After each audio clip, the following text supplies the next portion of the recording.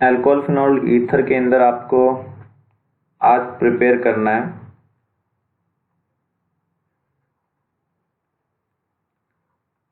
Orthonitrophenol is steam volatile.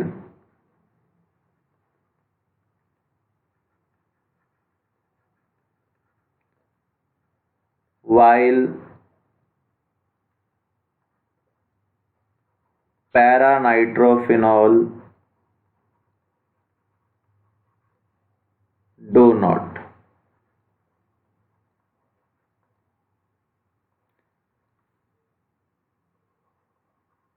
तो सबसे पहले तो हमें इसकी स्ट्रक्चर बतानी चाहिए।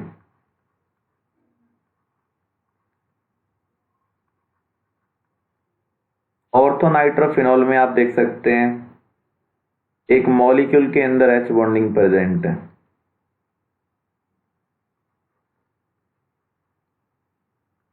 पैरानाइट्रोफिनॉल के केस में NO2 और OH ग्रुप फार अवे हैं, तो एक मॉलिक्यूल के अंदर H बॉन्डिंग नहीं होगी, दो मॉलिक्यूल के अंदर H बॉन्डिंग होगी। तो जब दो मॉलिक्यूल के अंदर H बॉन्डिंग होती है तो उसे हम बोलते हैं इंटरमॉलिक्यूलर H बॉन्डिंग। अगर एक मॉलिक्यूल के अंदर हो तो उसे हम बोलते हैं इंट्रामॉलिक्यूलर H बॉन्डिंग।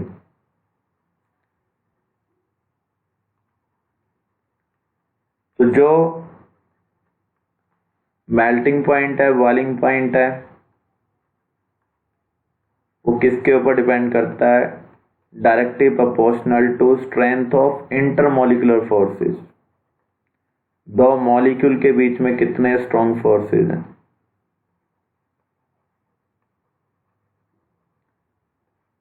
तो ज्यादा स्ट्रॉन्ग किसके अंदर है? पैरानाइट्रोफिनॉल में। ऑर्थोनाइट्रोफिनॉल में कम है। तो इसका रीजन आप क्या दोगे? In orthonitrophenol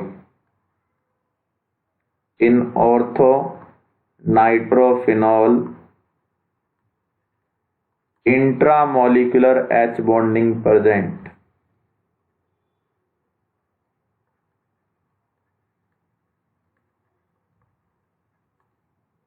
So intermolecular forces are weak.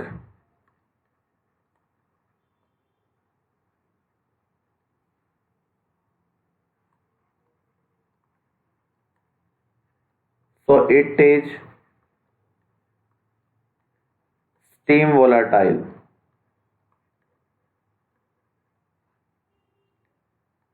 So it is steam volatile. अगर हम स्टीम पास करेंगे तो इजिली ये वेपर्स में कन्वर्ट हो जाएगा क्योंकि इसके अट्रैक्टिव फोर्स वीक है। Another question,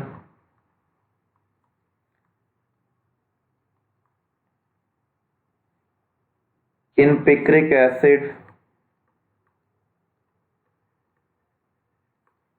there is no acidic group.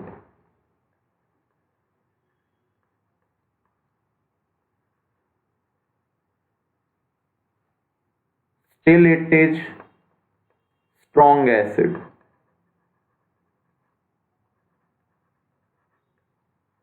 What is the reason? अगर हम पिक्रिक एसिड को देखें, इसमें अल्कोहलिक ग्रुप प्रेजेंट है। अल्कोहलिक ग्रुप कोई एसिडिक ग्रुप नहीं है कि स्ट्रॉन्ग एसिडिक ग्रुप हो, लेकिन पिक्रिक एसिड एक स्ट्रॉन्ग एसिड है। इसका रीजन क्या है? यहाँ पर जो 3 NO2 ग्रुप प्रेजेंट हैं उनका स्ट्रॉन्ग इलेक्ट्रॉन विड्रॉइंग नेचर है। तो आपका आंसर क्या होगा? Due to presence of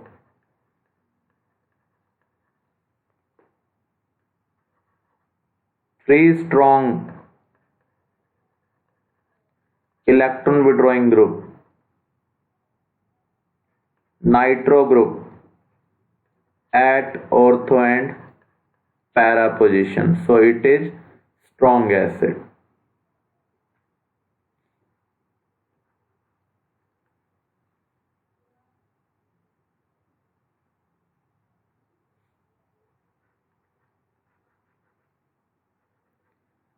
How will you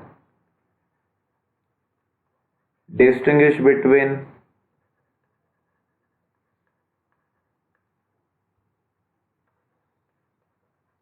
phenol and acetic acid.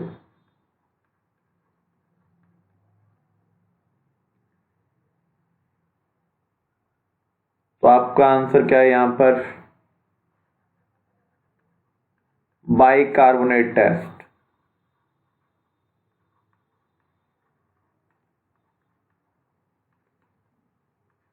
Phenol do not give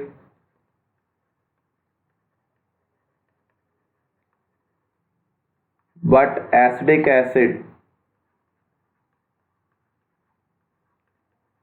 decompose bicarbonate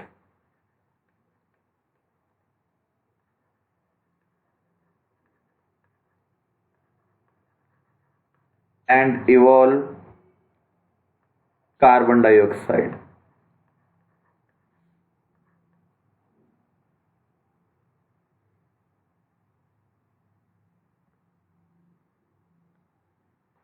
अब हम कुछ क्वेश्चंस ईथर से कवर करने जा रहे हैं। सबसे पहले आपको पता होना चाहिए Williamson's ether synthesis.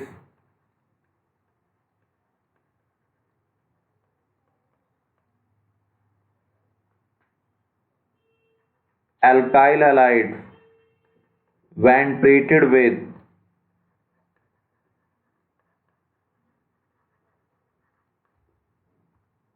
sodium alkoxide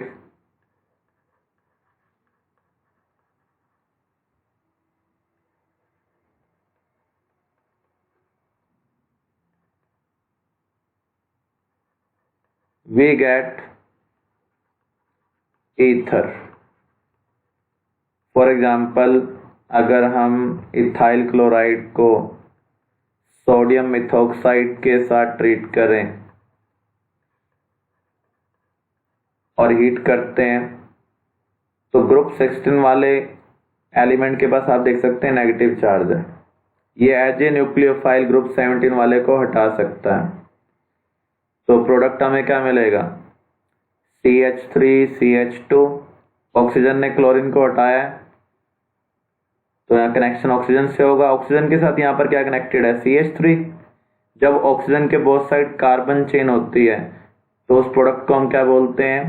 ether. तो जब आप एल्काइल हैलाइड को सोडियम एल्कोक्साइड के साथ ट्रीट करते हैं तो हमें प्रोडक्ट मिलता है ether.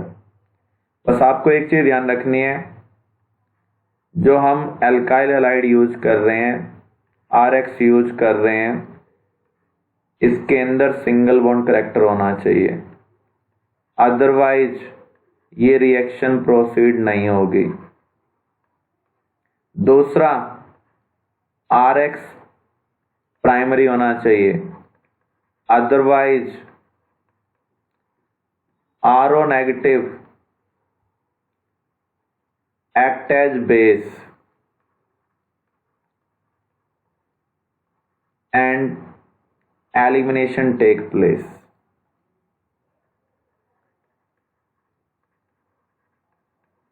And alkene get formed।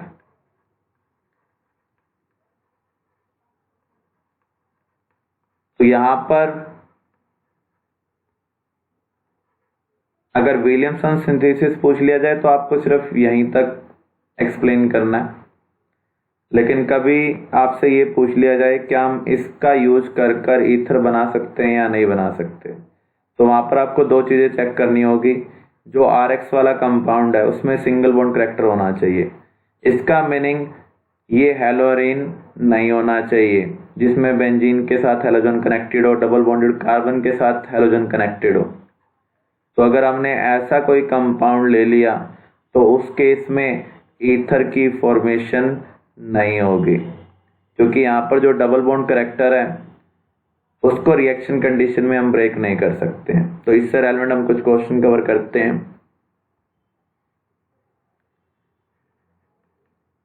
Can we prepare tertiary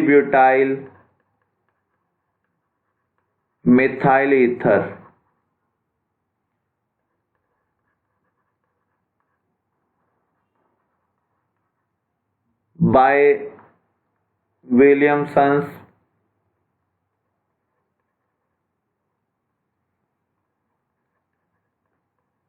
synthesis.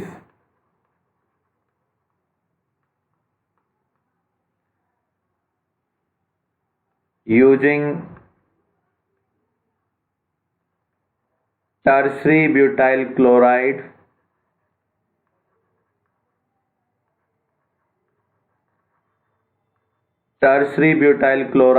and sodium methoxide.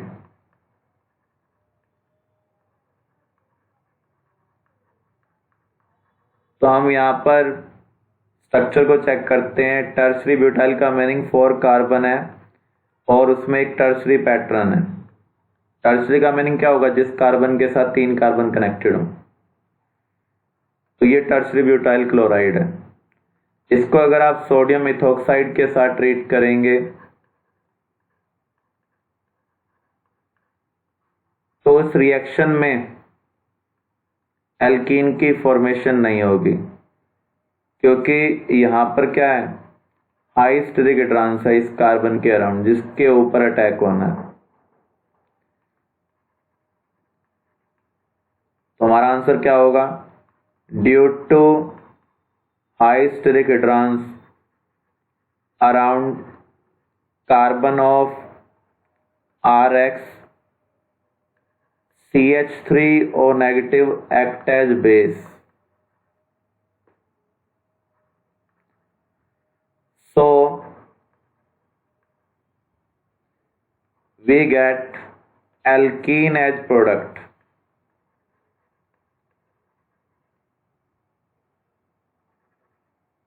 Not ether. तो अगर अल्काइल हैलाइड प्राइमरी नहीं हुआ तो जो एल्कोक्साइड है वो बेस का काम करेगा, न्यूक्लियोफाइल का काम नहीं करेगा। जब भी नेगेटिव स्पीसीज बेस का काम करती हैं तो एलिमिनेशन रिएक्शन होती है, एल्कीन प्रोडक्ट बनता है, ईथर नहीं बनेगा। अगर आपसे ये पूछ लिया जाए सूटेबल रिएजेंट क्या होंगे इस ईथर को बनाने के लिए, टर्सरी ब्यूटाइल मिथाइल ईथर को, पहले तो आप देखो टर्सरी ब्यूटाइल मिथाइल ईथर की स्ट्रक्चर क्या है। एक तरफ टर्सरी ब्यूटाइल ग्रुप है ऑक्सीजन के और दूसरी तरफ मिथाइल है। तो अगर आप इसके साथ हैलोजन लगाते हैं तो ये प्राइमरी है, स्टेरिक हिड्रांस कम है। तो यही हमारी कंडीशन है विलियमसन मेथड से ईथर बनाने की। जो RX है वो क्या होना चाहिए? प्राइमरी होना चाहिए। तो अगर इसके साथ हैलोजन लग रहा है तो इस पार्ट के साथ क्या लगेगा? ऑक्सीजन, क्योंकि एक पार्ट के साथ ऑक्सीजन जाएगा, दूसरे पार्ट के साथ हैलोजन। तो इस तरीके से हम ईथर को बना सकते हैं। तो ये क्वेश्चन नॉर्मली पूछ लिया जाता है कि क्या हम टर्सरी ब्यूटाइल मिथाइल ईथर को विलियमसन मेथड से बना सकते हैं तो उसके लिए सूटेबल रिएजेंट क्या होंगे। तो पहले तो आप ईथर की स्ट्रक्चर बनाएं, फिर चेक करें हम किस कार्बन वाले ग्रुप को हैलोजन के साथ कनेक्ट कर सकते हैं। जिसको भी हैलोजन के साथ कनेक्ट करना है वो प्राइमरी होना चाहिए, अदरवाइज एल्कीन की फॉर्मेशन होगी। नेक्स्ट,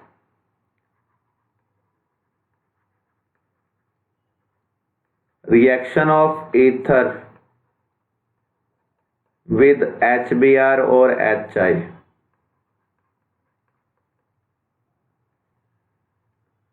अगर ईथर प्राइमरी सेकेंडरी है तो आपको ध्यान रखना है Br नेगेटिव और I negative connect to smaller alkyl group.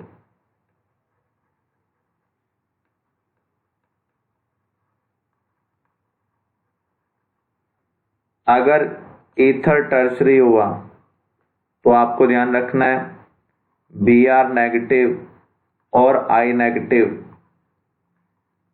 Connect to more stable carbocation. जिसका कार्बोकेटायन ज्यादा स्टेबल बनेगा उसके साथ हैलोजन एसिड का नेगेटिव पार्ट कनेक्ट होगा। जैसे मैं आपको ये दे देता हूँ CH3O CH2CH3, इसको हम HI के साथ ट्रीट कर रहे हैं, क्या प्रोडक्ट मिलेगा? देखो या तो ये बॉन्ड ब्रेक होगा या फिर ये बॉन्ड ब्रेक होगा। पहले तो ईथर की टाइप देखो, ये कितने कार्बन के साथ कनेक्टेड है? एक ही, तो ये प्राइमरी है, ये भी प्राइमरी है। तो जब प्राइमरी ईथर होगा तो I नेगेटिव किधर कनेक्ट होगा? स्मॉलर अल्काइल ग्रुप के साथ। इन दोनों में स्मॉलर अल्काइल ग्रुप ये है, तो CH3 के साथ I कनेक्ट हो रहा है, और जो बचा हुआ पार्ट है उसके साथ H चला जाएगा, तो CH3 CH2 OH।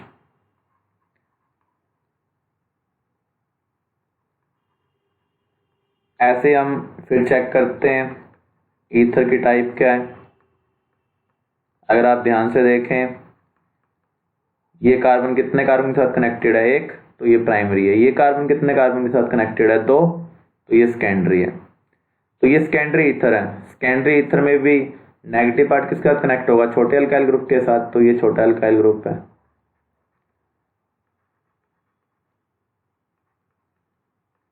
तो जो बचा हुआ पार्ट है उसके साथ H चला जाएगा। तो जब भी आप ईथर को हैलोजन एसिड के साथ ट्रीट करेंगे तो ये चीज आपको ध्यान रखनी है। अब हम एक टर्सरी वाला केस ले लेते हैं।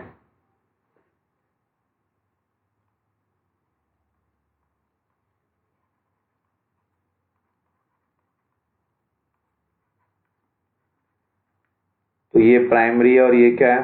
टर्सरी। तो इसको हम टर्सरी ईथर कहेंगे।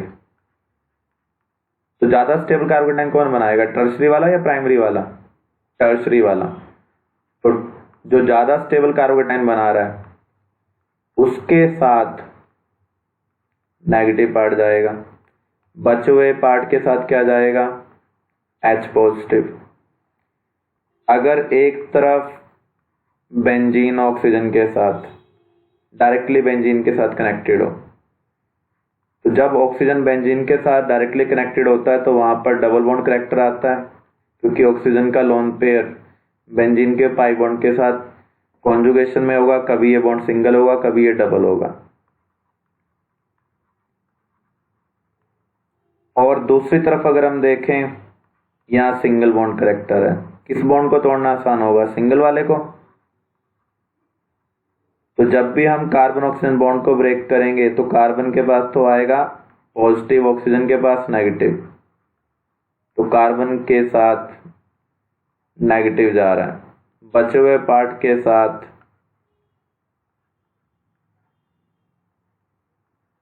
पॉजिटिव जा रहा है। तो जब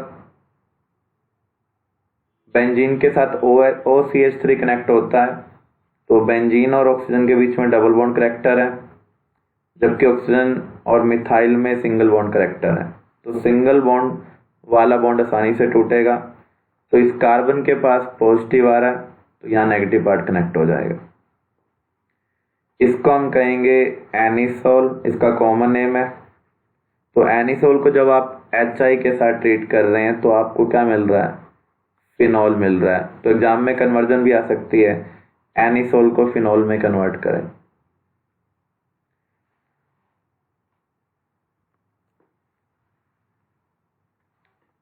थ्योरेटिकल क्वेश्चन भी पूछा जा सकता है। Which is more volatile?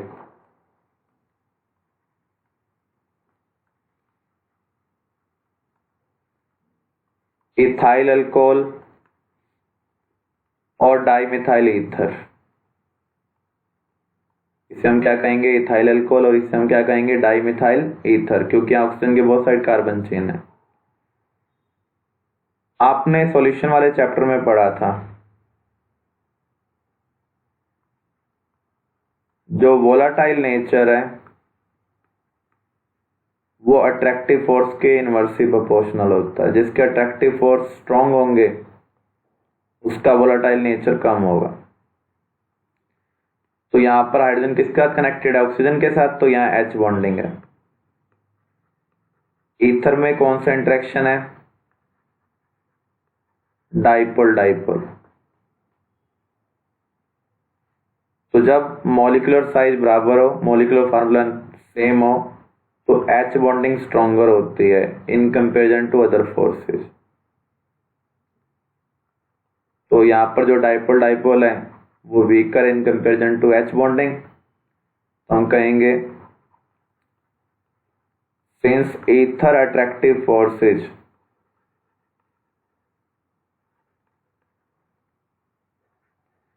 weaker than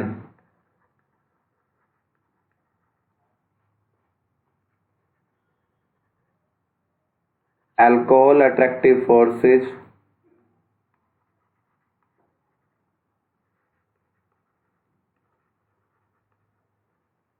so ether is more volatile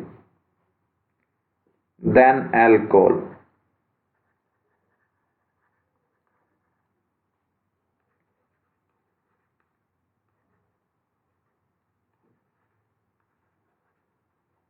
Clear? One more question. In ether,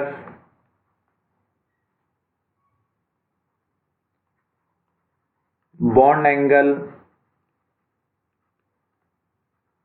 nearby tetrahedral angle.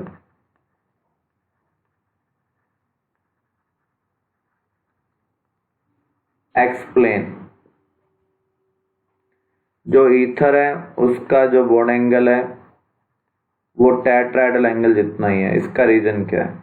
जबकि ऑक्सीजन के पास 2 लोन पेयर होते हैं, जितने ज्यादा लोन पेयर होंगे उतना कम बॉन्ड एंगल होता है। जैसे वाटर को अगर हम देखें, वाटर में भी ऑक्सीजन के पास 2 लोन पेयर हैं और उसका जो बॉन्ड एंगल है वो कितना है? 104.5 डिग्री। तो ईथर का भी नियर बाय यही होना चाहिए, लेकिन इसका जो बॉन्ड एंगल है नियर बाय टेट्राहेड्रल है। इसका रीजन क्या है? देखो, लोन पेयर एक दूसरे को रिपेल कर रहे हैं, ऐसे ही ये कार्बन चेन और ये कार्बन चेन भी एक दूसरे को रिपेल कर रहे हैं। तो यहाँ पर जो एल्काइल एल्काइल का रिपल्शन है वो लोन पे रिपल्शन को क्या कर रहा है? काउंटर बैलेंस कर रहा है, जिसकी वजह से इसका जो बॉन्ड एंगल है वो क्या है? Near by tetrahedral angle. Since alkyl alkyl repulsion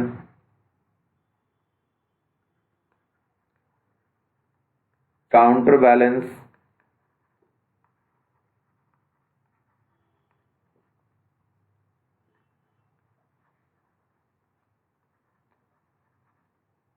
loan पे रिपल्शन,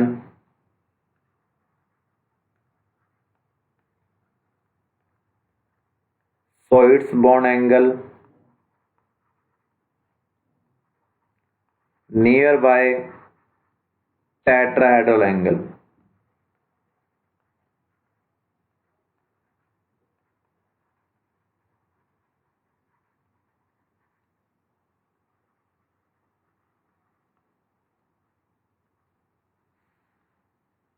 तो ये क्वेश्चन आपको अल्कोहल फिनॉल ईथर में प्रिपेयर करने हैं और साथ में आपको सॉल्यूशन की एनसीईआरटी एक्सरसाइज भी सॉल्व करना स्टार्ट करनी।